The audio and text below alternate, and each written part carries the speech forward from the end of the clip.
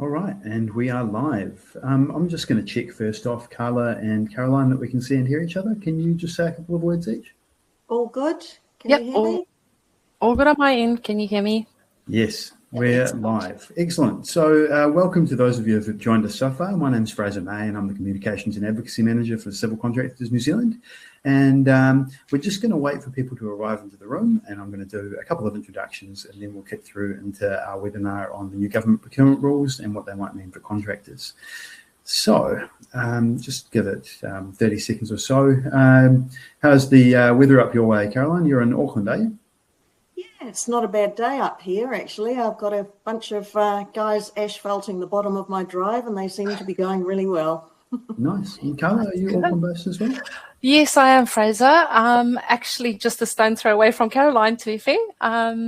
Yeah, glad to see the sun shining a bit. Had a power outage this morning, so was a bit touch and go whether we were going to be prepared for. Oh my gosh! For the webinar, but yeah, glad to be here.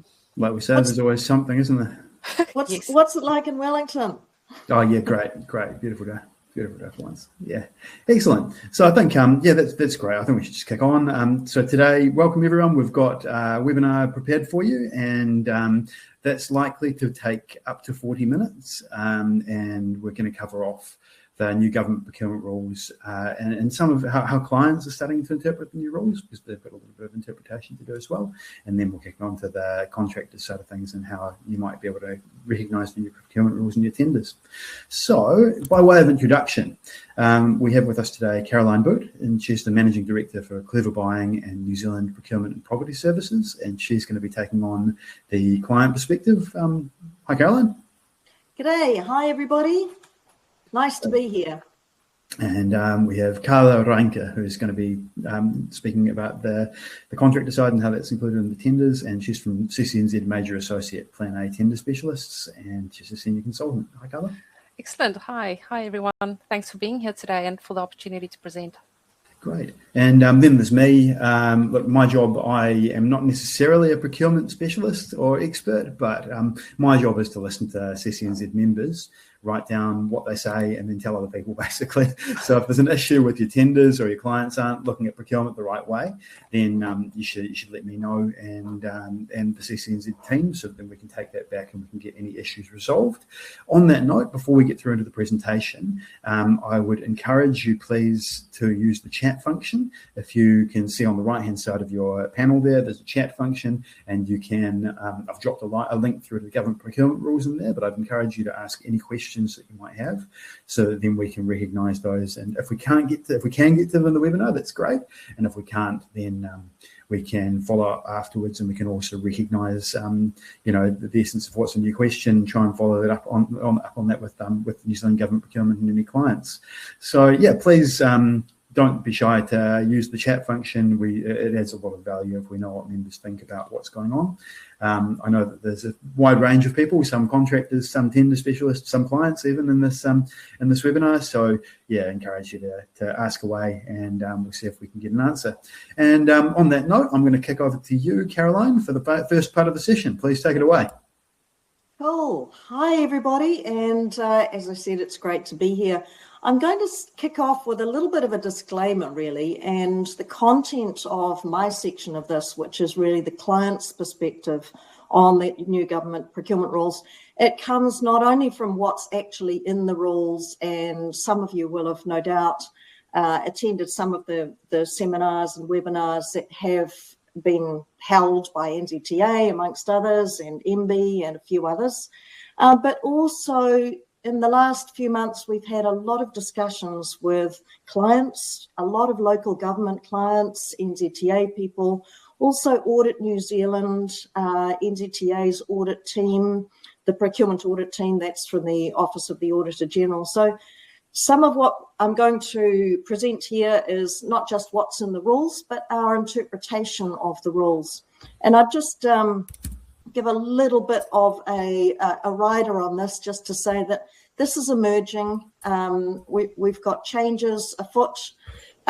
What we think today may be different tomorrow, but we're going to give it our best shot at telling you what our interpretation is, what it will mean for agencies, what it will mean for tenderers. That's Carla's bit later. So just kicking off, just a little bit of background, which you're probably aware of. You may know that the 4th edition of the Government Procurement Rules was put in place in 2019 after quite a bit of consultation. There was also consultation in 2024 about whether the rules should be mandatory for everybody. That was not put in place. However, further consultation took place last year, and Fraser and I worked very closely together on CCNZ's submissions and our own submissions to the Government Procurement Rules. So the 5th edition came into force on the 1st of December, which you're probably aware. The rules do apply to all public sector agencies. So that's local government as well as ministries and departments, but at different levels. So the rules are mandatory for central government agencies, and anything that's valued over, for them, that's valued over $100,000, or construction that's valued over $9 million. For local government, which is the area that I know a lot of attendees here will be presenting to or tendering to, there are expectations, and those have firmed up in this recent version. So those expectations of local government are stronger than they used to be. So the key things, the key changes that have happened, the biggest one is the rules have been simplified. And they have 71 rules previously, down to 47 now. That's a good thing. Certainly one of the key developments is that this thing called economic benefit has been introduced. This is something that was pushed forward a lot by Business New Zealand, who's looking out for New Zealand businesses, and this is now mandatory. More on that later. Another big change is a shift, not just in terminology, but in focus. So the terminology that was front and centre in the 4th edition of the Government Procurement Rules was all about broader outcomes.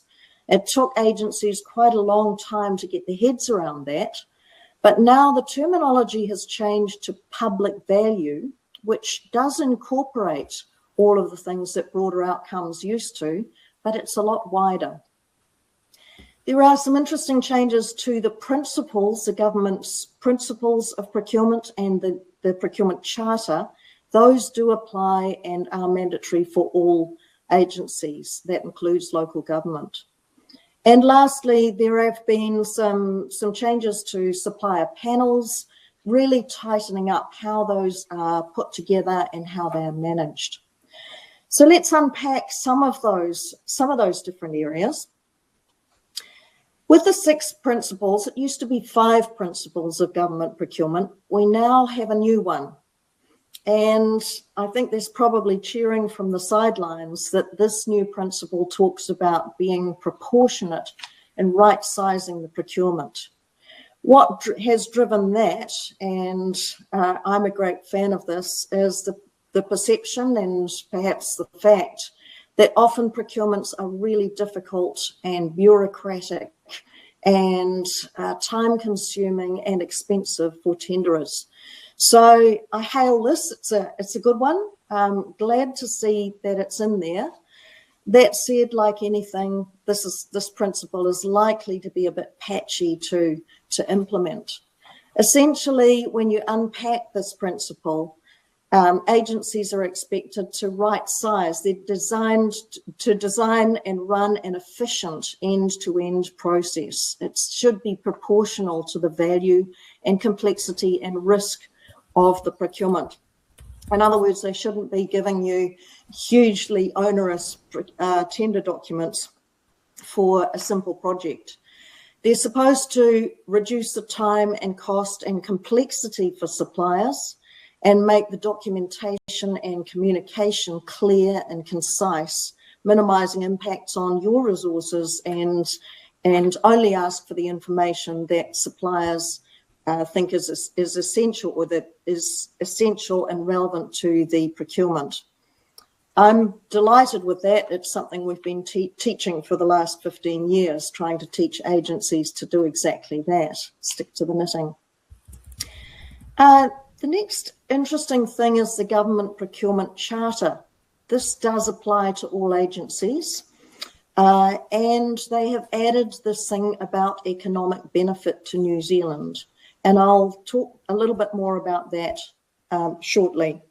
They've taken out, which is interesting, and one of the 7 elements there, which was contributing to a low emissions economy. And they've also made a subtle change, changing that word good employment practices, which could be interpreted in a lot of different ways, to responsible business practices, which is slightly different. How that will impact, none of us are sure yet, but those are worth noting. Another change is the Supplier Code of Conduct. This was brought in the 4th edition of the Government Procurement Rules, and it does apply to all procurements now. So the implication of this for tenderers is that you should be ready for this, ready to prove that you have this evidence or this information in the shape of your policies, your practices, any kind of evidence on this. So this economic benefit thing, this is really about how this is going to support economic welfare, I guess, for the whole of New Zealand across the entire life cycle of the project. So if we unpack that, it's looking at support for local businesses and SMEs. For smaller businesses and particularly New Zealand Inc. businesses, that's good news. They're looking for contribution to the New Zealand tax take, supply chain resilience across the board. There's an aspect of this that is about sustainability, but sustainability can have a lot of meanings, and I guess recently it's been very much an environmental focus, and perhaps now it's more an economic focus. So a stronger focus on economic benefit to New Zealand, which makes sense in times of fiscal difficulty, and we all know about the cost of living crisis and all of that.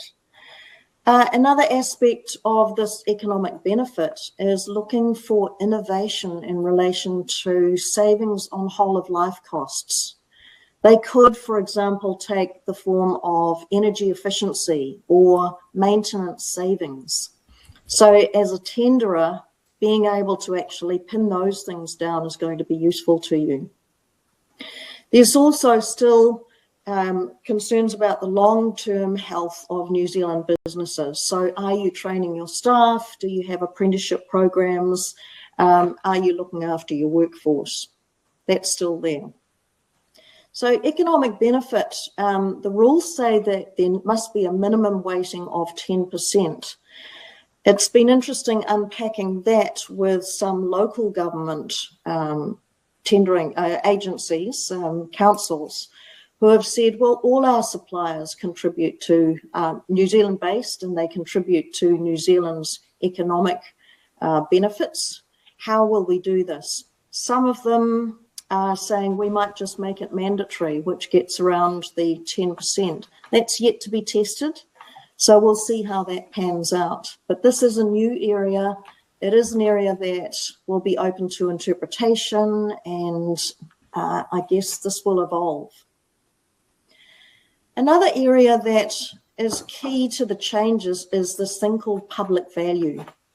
And I referenced this previously in that the terminology around broader outcomes, the terminology is now changed to public value. So that's about responsible use of public funds, making sure that the money is spent wisely, that agencies are doing that outcomes will benefit society as a whole rather than just cost savings at the tender box. That's good news for tenderers, I think. Nobody wants to win on just the cheapest price. They're also saying that in terms of public value, we need fair and transparent processes. So procurement is open, it's competitive, it's fair to everybody, and it reinforces public trust in government and in procurement processes. There's an aspect of this that is about alignment with government priorities. Now, that said, they're a bit vague about what those government priority outcomes are, and that will change depending on what government, or it's a cabinet decision basically, and it will change depending on what government is in force. We have seen that change between the last government and the current coalition government. There's also public value is about whole of life considerations. So looking at assessing it over the full life cycle of goods or services or works. So that includes acquisition, operation, maintenance, and disposal. It's not just the cost of the asset, it's the long-term efficiency and resilience that counts. So the key thing with public value is really the shift away from that terminology of broader outcomes. The next slide kind of shows this quite well. This is out of the rules and the interpretation of the rules. And here you can see there are three main sections. The middle section is really covering off what broader outcomes was. And that's still in there, but it is also flanked on the sides by this quality level, a fit for purpose solution. And that's not only that it meets objectives, but also that it's delivered correctly and in an efficient way. And on the right-hand side of that slide, you can see it's talking about price. And it's not just the upfront price, but what are the ongoing whole of life maintenance costs or savings? That's an area, those areas are important to be focusing on. So the whole concept of public value is a lot wider than broader outcomes. So it's really looking, to add to that, Caroline, it's really looking about balancing, good quality with good outcomes at a good price. And I guess the good outcomes also, more specifically point to the economic impacts, the social benefit, the environmental outcomes, and the cultural considerations within that. So it's really looking at it quite broadly from that perspective. Which I think is, for me, it's a good thing. Absolutely. It looks at the full delivery model, not just the pricing schedule at the end of the tender box, like you said there. Absolutely. So the other thing that has changed and has tightened up is supplier panels.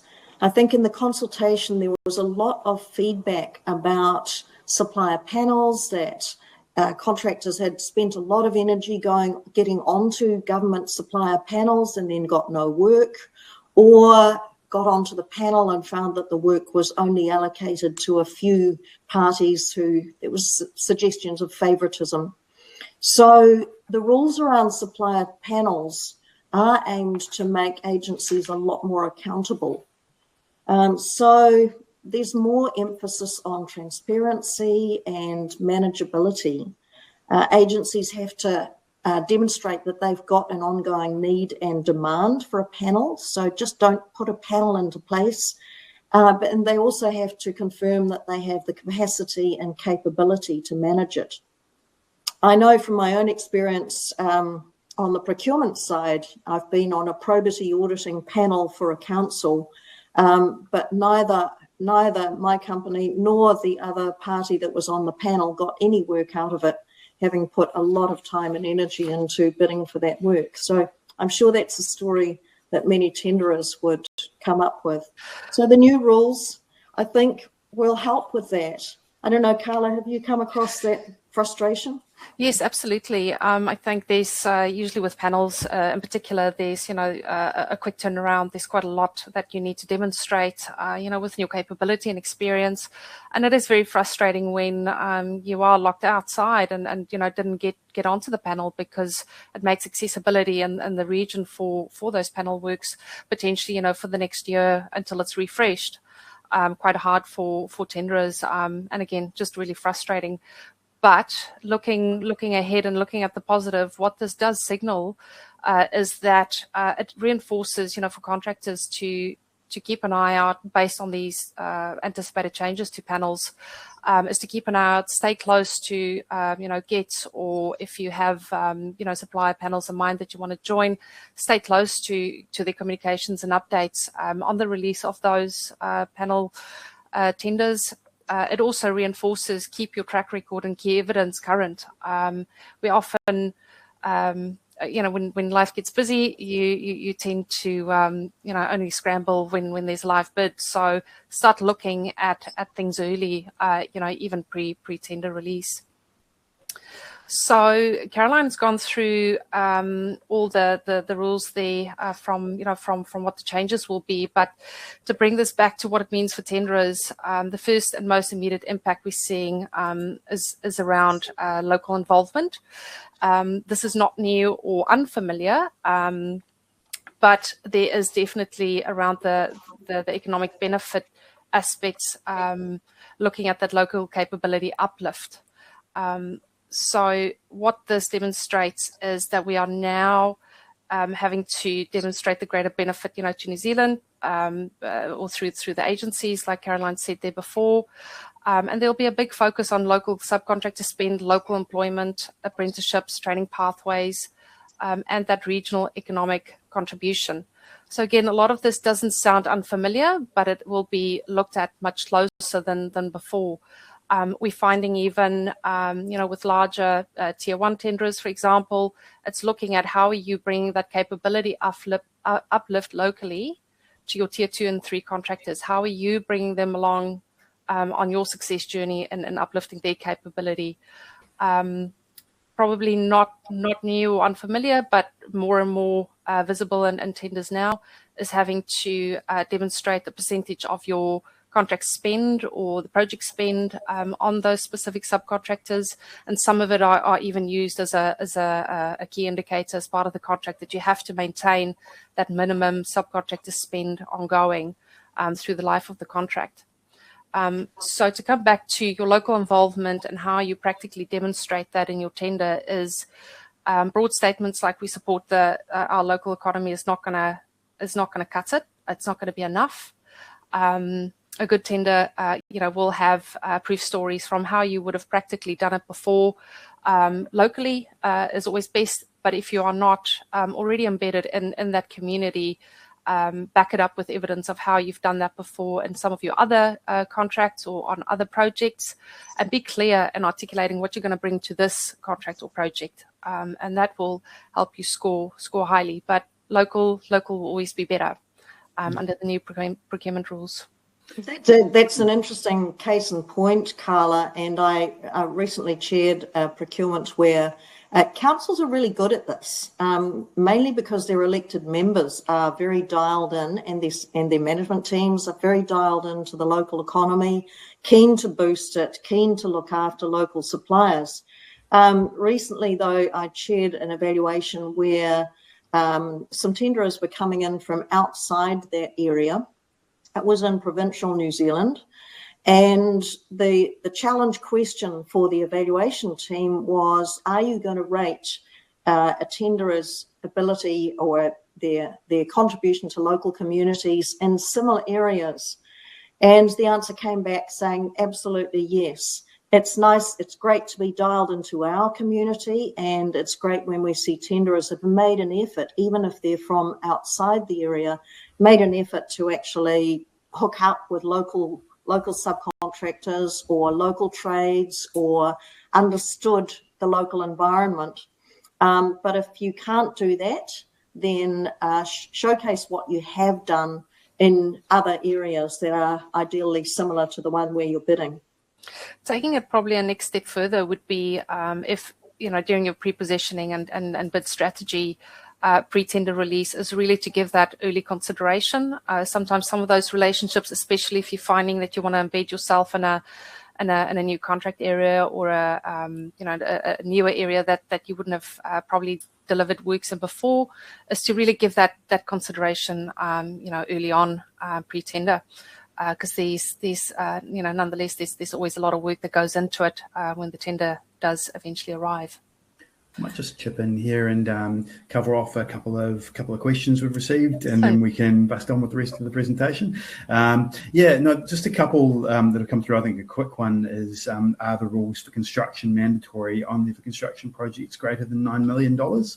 And I think that's it does say that, but it also says 100,000 for goods, services, and refurbishment works. So if you're working on a maintenance contract, it might be a bit different. And also, I think the thing to be aware of is that once rules come in, they do tend to be there's an expectation there to be applied. I mean, what would you say about that one, Carla and Caroline?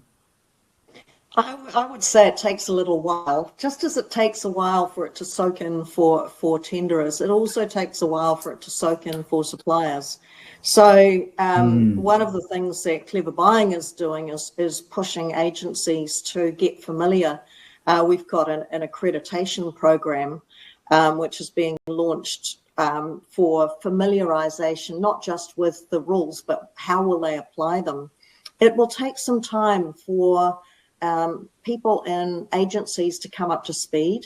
And I think it's always been the case that procurement capability is patchy.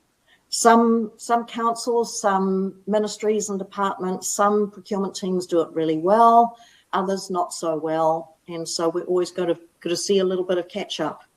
Anything from you, Carla? What do you think? Yeah, look, we just recently and as early as late December, where there were a few bids that were released, we've already seen in some areas of New Zealand where economic benefit is already featured in an updated tender document. So a bit inconsistent still at this stage, but we are starting to see some of it come through already. But yeah. A change takes time, and it will probably be more and more so from here on out, rather than it being, the next tender will absolutely have that. Well, I think that's right. And I think what happens with the rules, they tend to set an expectation that these things will happen in contracts. And even if it's not mandatory, so like for councils, for example, it's a guideline. It's not necessarily mandatory, but it's recommended. And so then they will take a lead from that and tend to go with that. So yeah, it's an interesting one to see how that pans out. And you're right, Caroline, absolutely. Some agencies, I mean, like NZTA has already produced and sent out guidance to all the suppliers about what it wants in terms of its contracts, which I think is really marvelous to see, but not all agencies will be that clear about it just yet. So, actually that's why it's really important that we can have a conversation about it and kind of keep that moving forward. So sorry to interrupt your part of the presentation, Carla. Please take it away again. We'll come back to more questions at the end. So audience, if you do have questions, please put them in the chat function and we can raise those. Thanks, Fraser. So the next slide is about sustainability, and like Caroline mentioned earlier, it hasn't disappeared. It has just shifted. So there is still strong emphasis on it, and again, it is embedded with an economic benefit and responsible business practices. So there's a couple of practical questions that need to be considered, during your tender strategy that will be beneficial and helpful to think of early on. Is, for example, how does your approach or methodology reduce waste, or how will it improve resource efficiency or support your well-being of your workforce? So there's a broader sense of sustainability to consider. And as always, when you have to evidence it on previous projects or how you would have done it before, always be specific. Project-specific initiatives will always outperform general statements every time. Caroline, anything there from you to add to sustainability? Look, only that I would say for tenderers, those tenderers that can actually, I know this is a really hard ask, but if you can put a dollar value on how you can create cost savings going forward, if it's ever possible to actually get that triangulated or verified through another example or an independent source, that really, really sways evaluation teams. That is really important. Be aware that those numbers may be checked and you may have to put up or shut up. But certainly looking at future cost savings or even savings through your methodology on the job. Those are the sorts of things that seem to light up the eyes of evaluation teams. But try and put the dollars against them, not just make a broad statement. I remember in my early tendering career, Caroline, when sustainability was pure sustainability. I remember during a live bid looking at electricity bills and trying to get to a dollar value, to strengthen and quantify it. Needless to say, we did really well generally, but yes, if you can put dollar values to it, your contract monthly report is probably a place where some of that will be reported or recorded. So if you are disciplined in your reporting to your client, give that a consideration, because it may very well become a KRA of the contract or an ongoing measure. And so if you are disciplined, come the next tender, you've got a good base of content to refer back to and actual measures. But yeah, some food for thought there around a little bit of technical insight too, and some people listening may know this, but if it is such as the graphic shows, if it's reduced future maintenance costs, actually calculate those as a net present value. That's what the evaluation team is charged with doing under NZTA's methods. MB's methods are not quite so clear, but if you can provide that as a net present value, that will add significant weight to your bid. And that's a great segue into the next points around efficiency and innovation. Is driving efficiency and delivery is increasingly going to be part of public value and how that's measured. So there will be an ongoing expectation to bring efficiency into delivery. It's that whole of life cost of the contract, not just the tender value, but that ongoing maintenance cost. The next slide on innovation, I'll touch a little bit more on the specifics there. But on efficiency, it is not simply also just about reducing costs, but it is also about looking at things like smarter staging, reduced public disruption, stronger program control, and all those things, of course, affect your methodology. Within the maintenance space, it's the use of smart digital tools as well, because improved asset data around the maintenance helps agencies make better decisions around future spend on those contracts and the maintenance of those assets. So that is why efficiency will continue to be a priority within public value. Looking at innovation, and this is always an interesting one, because I think we naturally tend to think that innovation has to be something that is groundbreaking or new or different from what your competitors, might offer. But it can be incremental changes in your approach or efficiencies that you gain through continuous improvement. So it is looking at things like, how does it potentially save time, reduces your costs, improves safety for those working, on the project, reduces delivery risks to the client, and what is the measurable community benefit. So if you frame innovation around the outcome, it's about the why it matters, not the what so much. Caroline, any thoughts from a procurer perspective that you would add there? Only that those tenderers that think outside the square, ask questions of your clients on the way through. If there's a tender out there and you think of a really clever way of doing it, do ask the questions. You may have to ask them as commercial in confidence if it's something that's your IP, but do ask and engage with your client if you have a bright idea that may improve design. I've seen a few recently that really were fascinating, interesting to procurement teams where they went a long way down the track. Sometimes they engaged those innovations. Sometimes, sadly, they ended up costing more. But it's certainly worth engaging and keeping the communications going if you have a bright idea. Yeah, and I think it's similar to your earlier point. It's about quantifying it. Around a piece of kit could be expensive to invest in the initial term, but the long-term maintenance or efficiencies gained, may warrant it very well. We see several examples of that through our awards. I mean, so someone uses guided auger boring to avoid trenching, and then that avoids soil being defined as contaminated and taken to the tip. You know, that's pretty big benefit you've achieved for the client there, despite it being quite an expensive piece of kit up front. You've probably saved the project money. That's a great narrative. So that lens about saving time or money can be quite wide. Without giving too much away, I chaired an evaluation recently where a faster solution could have saved lives. It was a hospital project. I won't go into too much detail, but actually getting your head around what is the cost of a life was part of what we discussed as an evaluation team, that if the construction methodology could save lives, gosh, how do we evaluate that? It was a bit of mental gymnastics on that one, but it was really interesting.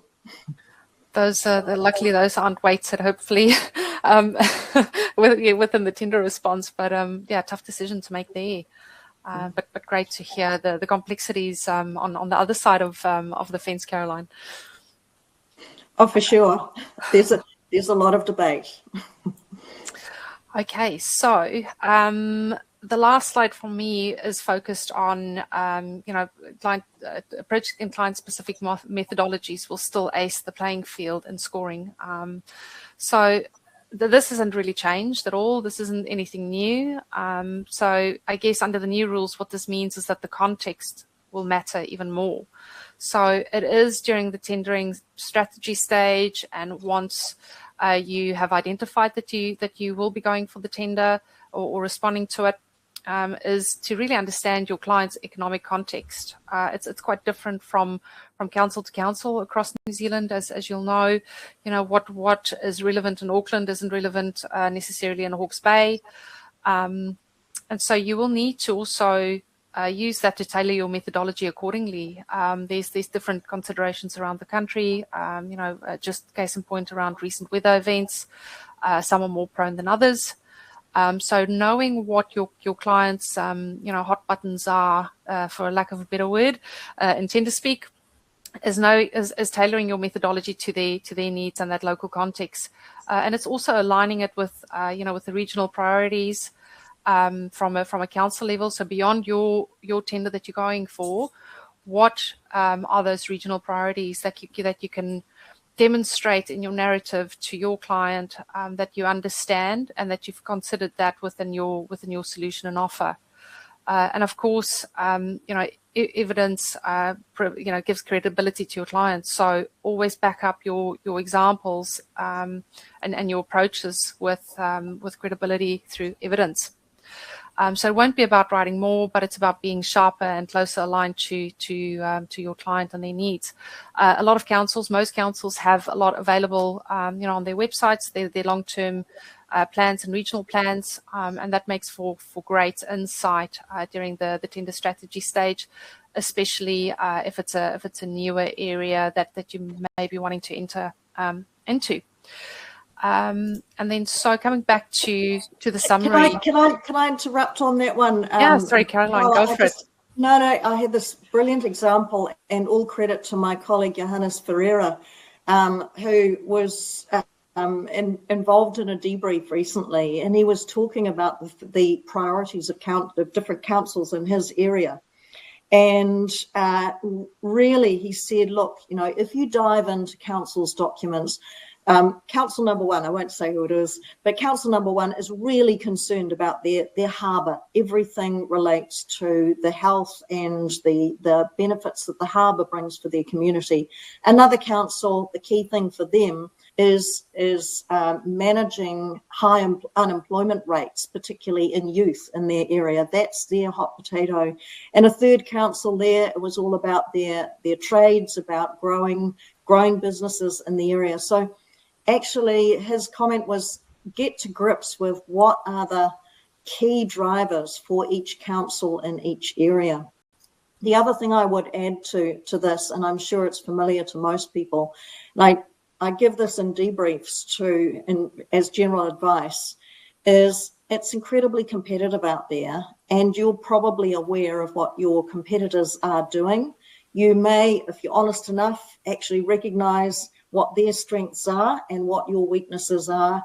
So take a really strong look at what you guys can provide that your competitors can't, because that is going to be what sets you apart if in a very competitive environment. Yeah, especially, and I could add to that when it comes to methodologies and in particular, track record examples and relevant experience. It's almost like analyzing that for yourself. If you've got a good lay of the land in your council area that you're tendering for, is almost scoring it against what those council priorities are.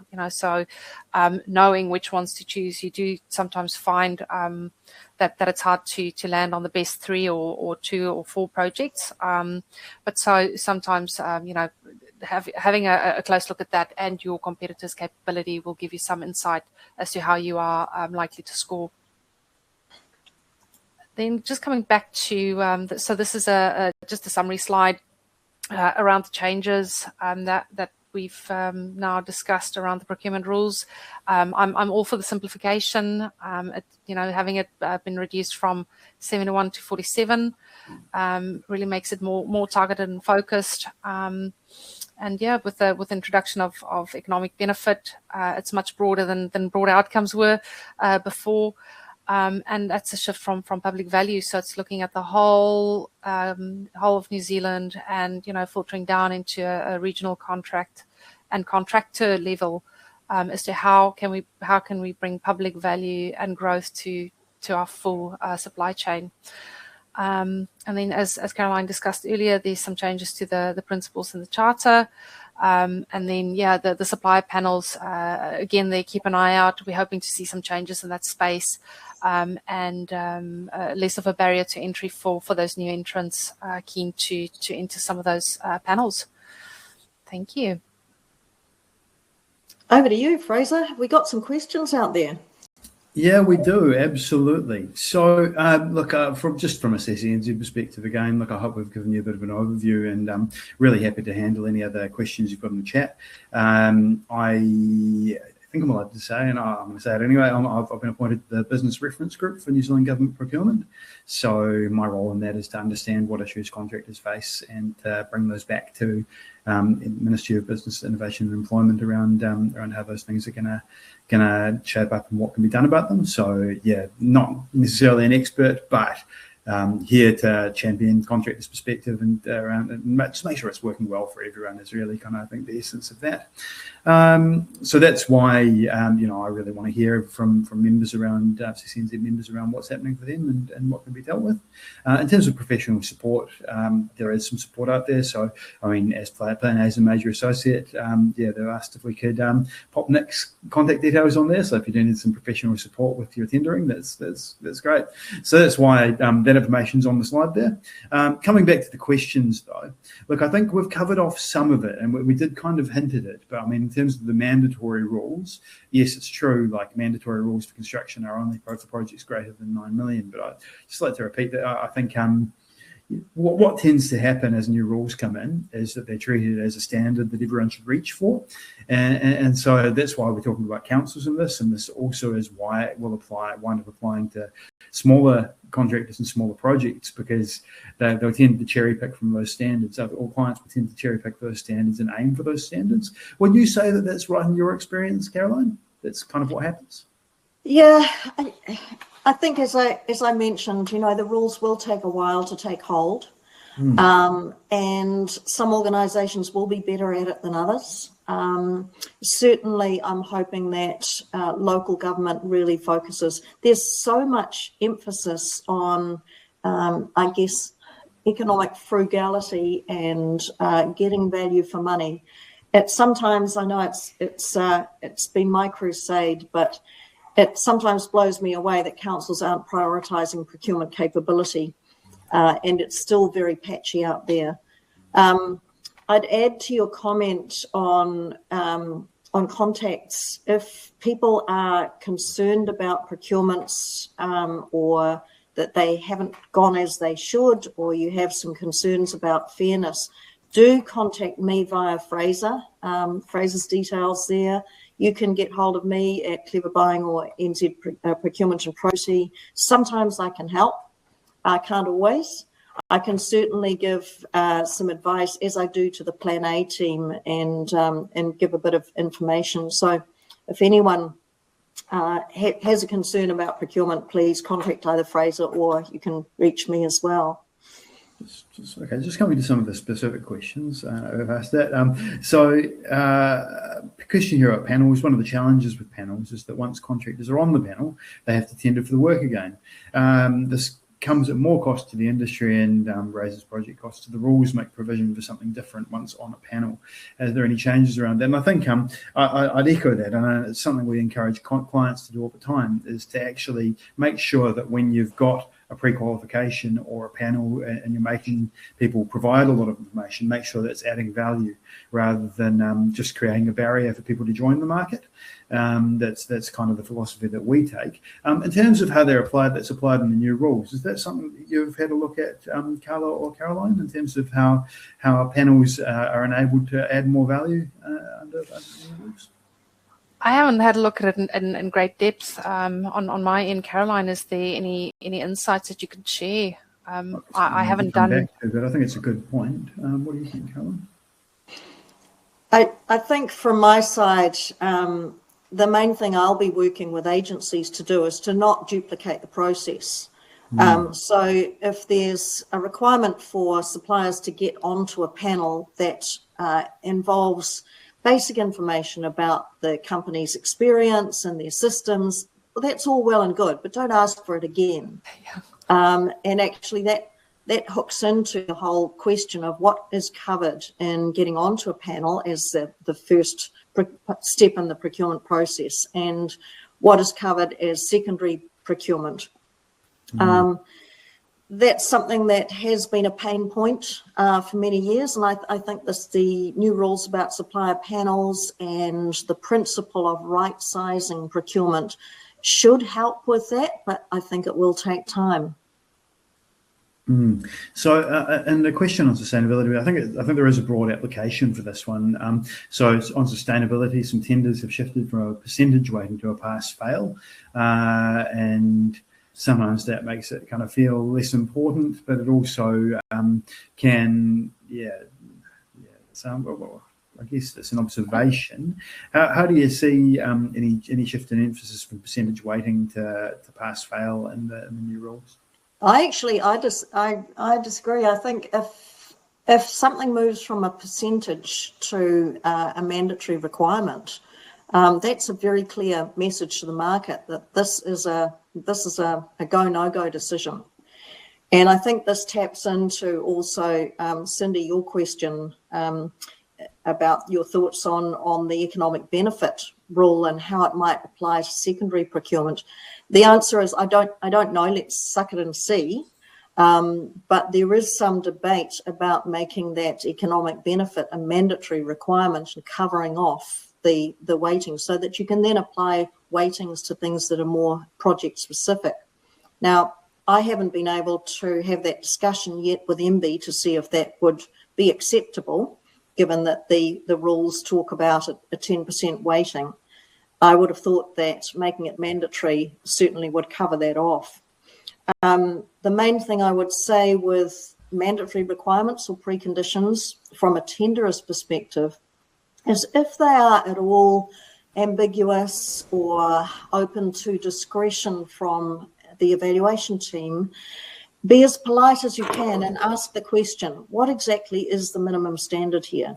Try and get some kind of fact-based definition so that you are very clear if it's worth your while to respond to the tender. You don't want to waste your time or theirs if they're going to push you out on the basis of some mandatory condition that can be open to different interpretations. You want to be very clear. Well, that's kind of what one of the big issues of the previous rules was, wasn't it? In terms of, I think broader outcomes. I spoke to a few contractors around training, for example, and they'd say, well, yeah, it's all very well and good, but there's no cost line.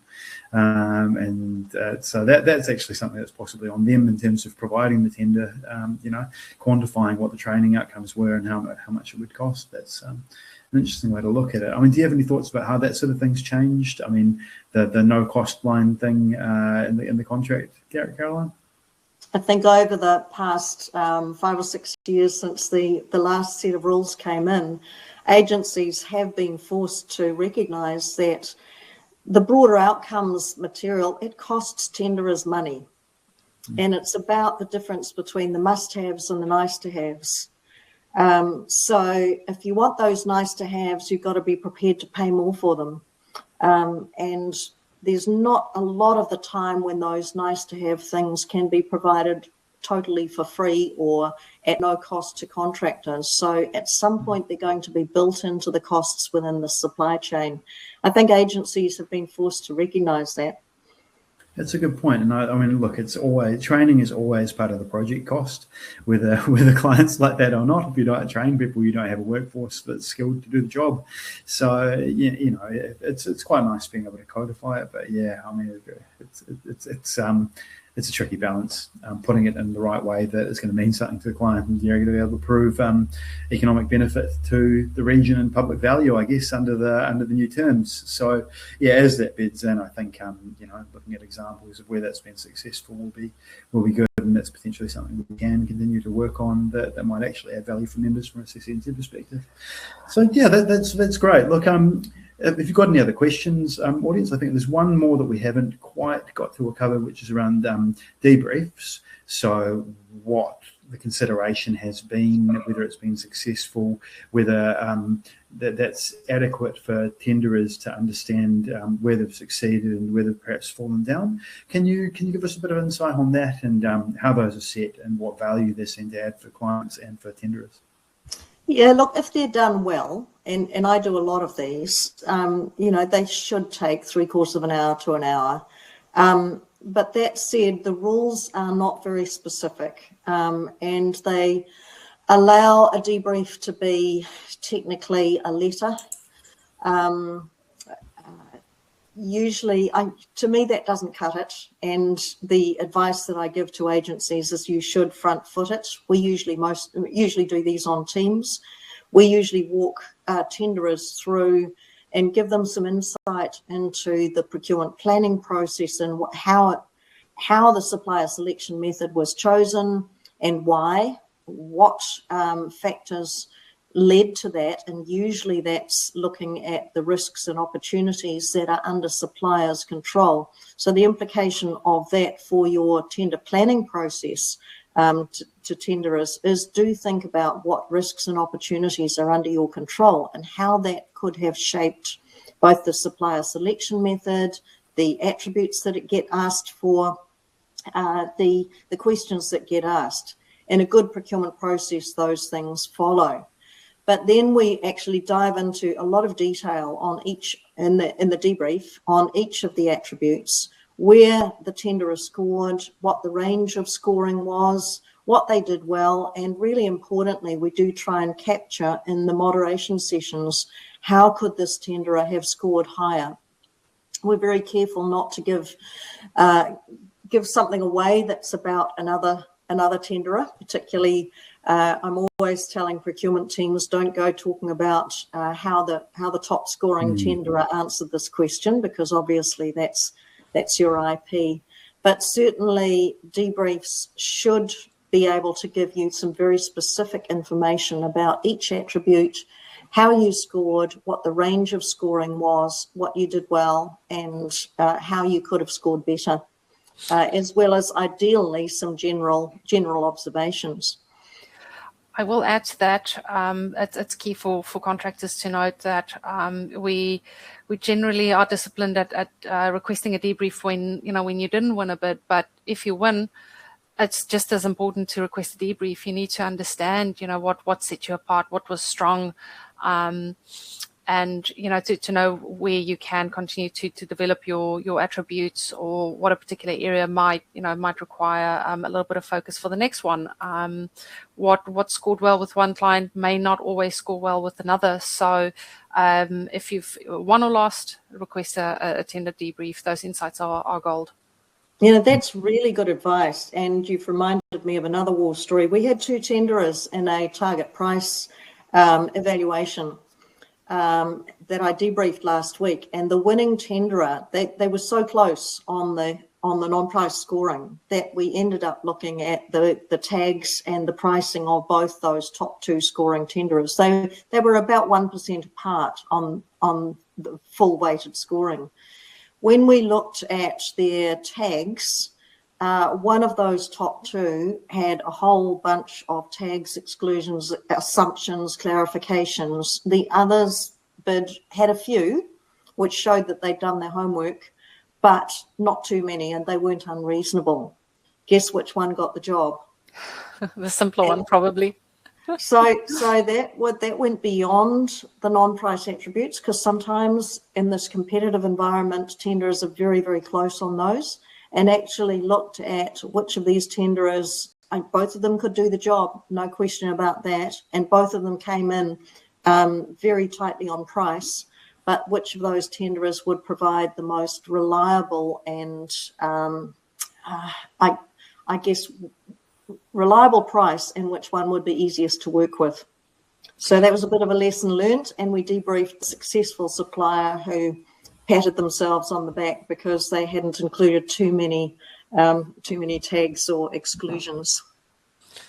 My closest lost bid was also at a point of a difference, but it was for a client, so I didn't get the debrief. But yeah, it's quite gut wrenching when it's that close. I don't envy your position there, Caroline. And sadly, there often can only be one winner, and it does get close. Yeah. So I guess we've got 4 minutes left now. So if anyone's got any pressing questions, please throw them in there. I guess one thing that we've been coming up, CCNZ is going to have a big lens on in this next term. It's one of the things that we're prioritising resolution of. I guess how do the new rules shift the dial on that cost versus value discussion?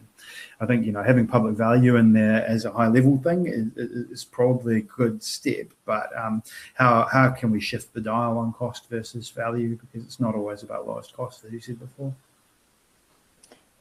I think if I can answer that, I think the dial is shifting.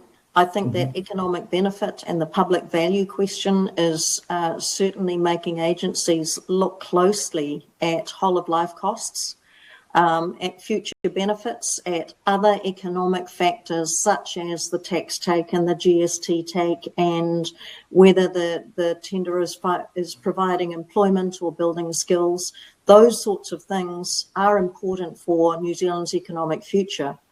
And it is good to see that those economic factors are driving. It is, after all, about getting best value for public money. And that's what should be driving agencies. And I think in times of economic strain, as our country is in, and so many tenderers are in, and councils are in too, that focus on overall value rather than the value in the tender box, the cost of the project up front, is a really important one to emphasise. I think we're heading in the right direction, but I think it will take time to catch on. You're still going to get elected members who have, and I'm talking about local government here, but elected members in particular, who have got in on a ticket that says we won't increase rates. And then they look at council's finances and council's infrastructure, and they're between a rock and a hard place. So you've got to sympathise with them as well. They've got a bit of a balancing act to play. So if you can give them a future financial benefit of some kind, that's going to be helpful for you and for your clients. Great. Okay, well, I'd like to just take a moment to thank you both for your time and attending and presenting on this. It's obviously an important topic for anyone that's looking to get work from government and for government itself in terms of contracting to market. So, yeah, look, we're going to keep a lens on it from the CCNZ perspective. I encourage anyone that's got a perspective or found an issue to sing out, and then we can jump on it. And Caroline, Carla, once again, thank you very much for your time. To everyone else that's attended, thank you for your time, and we'll look to get you out a recording of the slides in the near future. Thank you. Thanks, Fraser. Thanks for having us. Thanks, Fraser. Thanks, everyone. Have a great day.